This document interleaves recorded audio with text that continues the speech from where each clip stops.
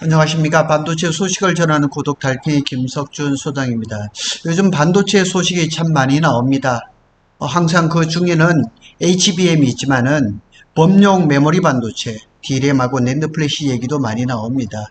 그래서 일부 신문에 보면 삼성 반도체가 범용 D램으로 반등을 노리고 있다, 이런 얘기가 많이 나오고 있지만 결국은 HBM이 답입니다. 범용 D램 가지고는, 범용 메모리 반도체 가지고는 지금의 반도체 시장을 역전을 시켜서 삼성전자가 지금 SK 하이닉스한테 뒤처진 그 부분들을 역전시킨다? 사실상 그것은 불가능합니다. 그래서 오늘은 그런 부분을 한번 살펴보도록 하겠습니다. 글로벌 메모리 반도체 시장의 주도권은 역시 HBM입니다. HBM은 D램을 기본으로 한 메모리 반도체의 일종입니다.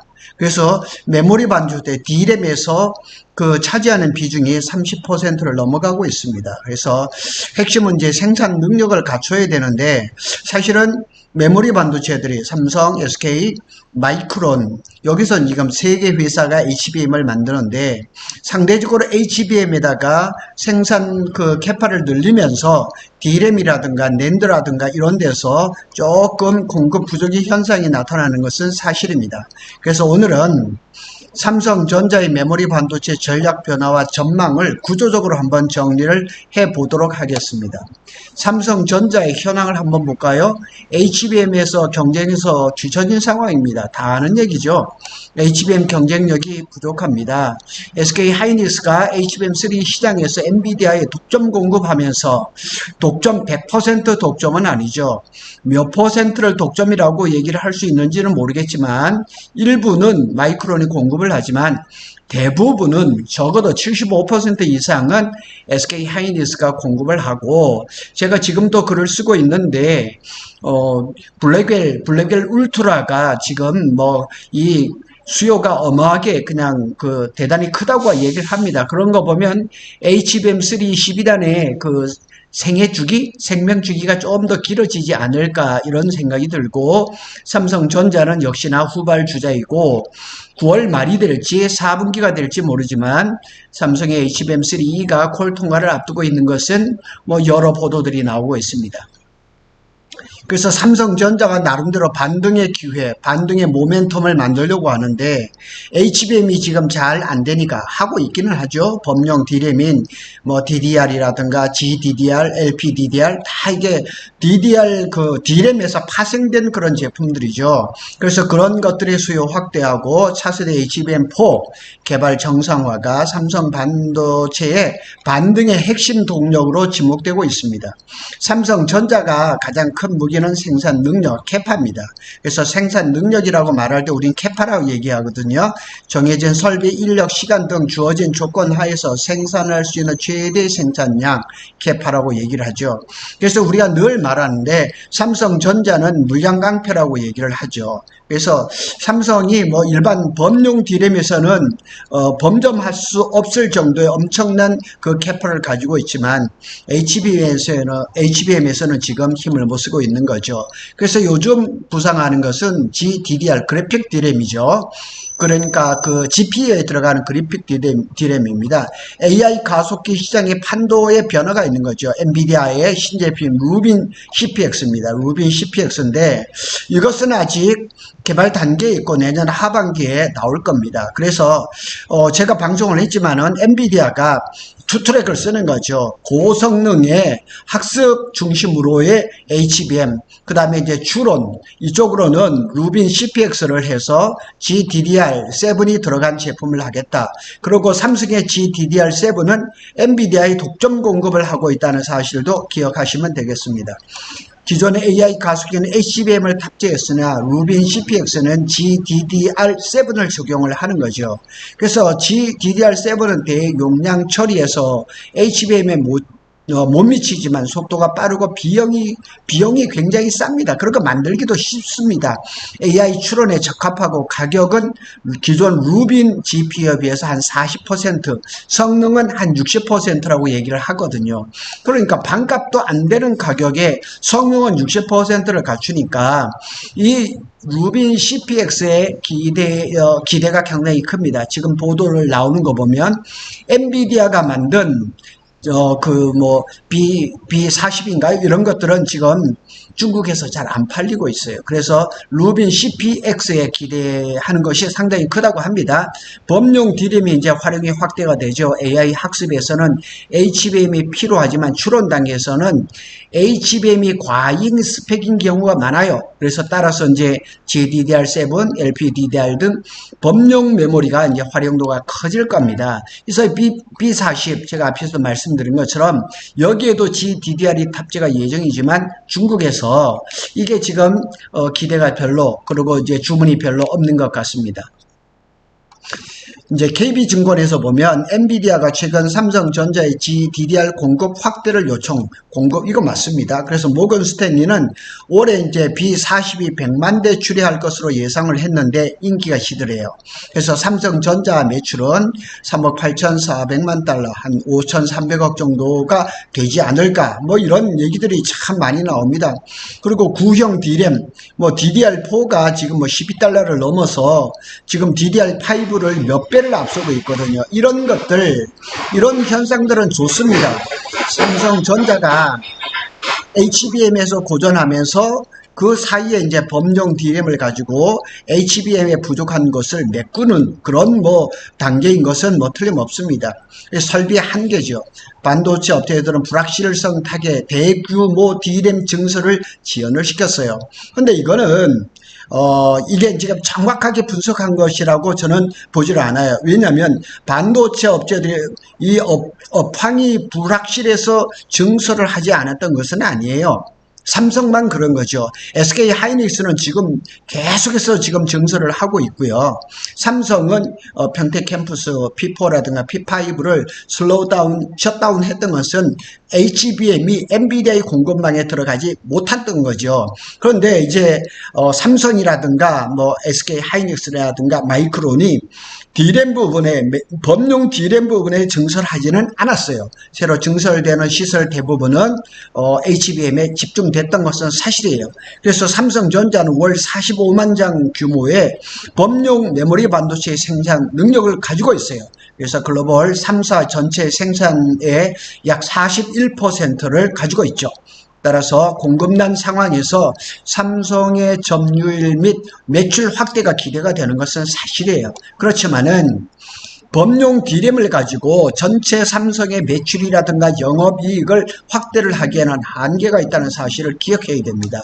DDR4의 이제 수요 증가라든가 가격 상승은 아주 불보듯이 뻔합니다. 그래서 세대 교체 국면, 그러니까 DDR4에서 DDR5로 넘어가는데, 근데 DDR4 수요가 지속되고 가격도 지금 보는 것처럼 이렇게 지금 12달러까지, 지금 DDR5는 5.25인데 지금 DDR4는 12달러의 배 이상이 이렇게 되니까 지금 각 업체들이 DDR4를 올해 단종을 하려고 했는데 내년까지 지금 연장을 할 그런 계획을 가지고 있습니다. 삼성전자의 이제 그 반도체 실적을 한번 볼까요? 이렇게 보면 25년도에 보면 반도체 부분에 117조 9천억 정도, 영업이익은 11조 7천억 정도, 전년 대비해서 22.4%가 떨어졌어요. 이렇게 보면 25년에 117.9조 원인데 27년 내후년이죠. 169조, 16.5%가 늘어날 가능성이 있죠. 근데 여기에 HBM이 플러스가 되면은 이게 그냥 엄청나게 올라가는 거죠. 26년에 보면 영업이익이 29조 1천억 정도 보는 거죠. 25년 올해는 11조 7천억. 그러니까 전년 대비해서 22.4%가 줄어드는 거죠. 그래서 27년에 보면 내후년이죠. 41조 3천억이에요. 41.8%가 상승할 것이라고 지금 내다보고 있습니다. 또 하나 볼까요? 장기 전망을 한번 살펴보면 반전을 노리는 삼성전자가 AI 가속계에 엔비디아, HBM이 들어갈 것을 기대하고 고성능 D램인 GDDR7이 탑재가 되고 D램은 이제 공급 부족이 나타날 가능성이 많아요. 제가 지금 HBM의 슈퍼사이클 글, 그 다음에 메모리 반도체 슈퍼사이클 따라가는 그 글을 지금 준비를 하고 있습니다. AI 수요가 급증하면서 내년에 D램 공급 부족 현상이 나타날 가능성이 많아요.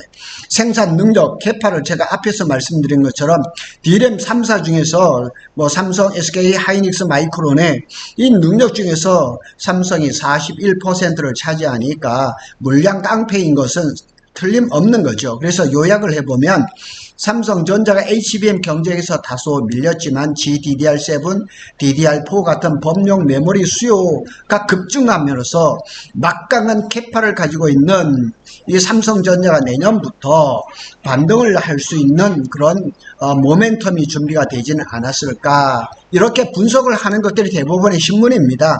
그러나 최근 범용 메모리 반도체 가격 상승세가 가파르지만 범용 메모리 반도체가 잘 한다고 해서 삼성전자 실적에 아주 큰 영향을 미치지는 못할 것으로 생각합니다. 제 생각이에요.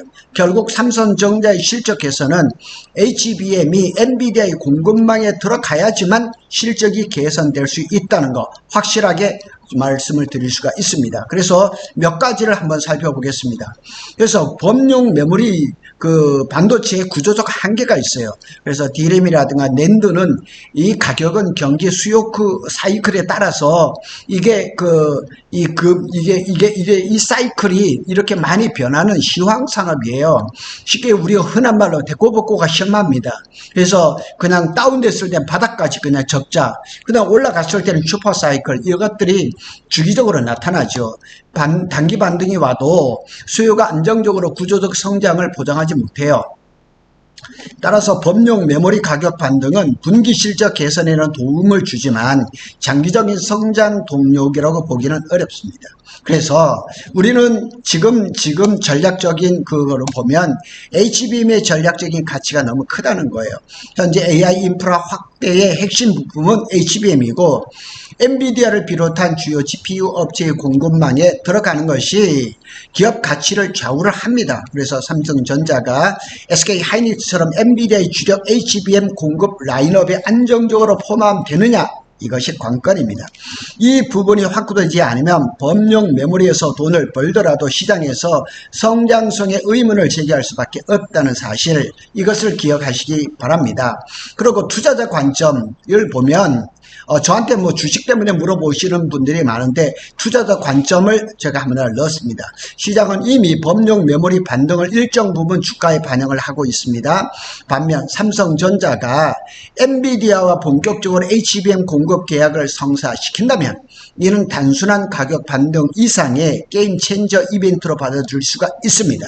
그래서 뭐 9월이 됐든 10월이 됐든 12단 HBM3E, 그 다음에 HBM4 코어를 통과를 한다 그러면 플러스 뭐 범용 D램까지 이렇게 된다 그러면 삼성전자의 상승 모멘텀이 엄청나게 커질 수가 있는 거죠. 그래서 결론적으로 보면 범용 메모리는 단기 실적에 영향을 주고 HBM이 이제 공급망에 진입을 하면 중장기 성장과 기업 가치 제고에 큰 역할을 한다. 그래서 마지막으로 이제 정리를 한번 해보겠습니다. 삼성전자가 실적을 구조적으로 개선하려면 HBM 공급망 편입이 필수입니다. 그리고 범용 D램보다 HBM이 5-6배 그 이상이나 비쌉니다. 그러니까 범용 D램을 아무리 팔아봐야 매출이나 영업이익에 큰 역할을 하지는 못한다는 사실은 정확한 것입니다.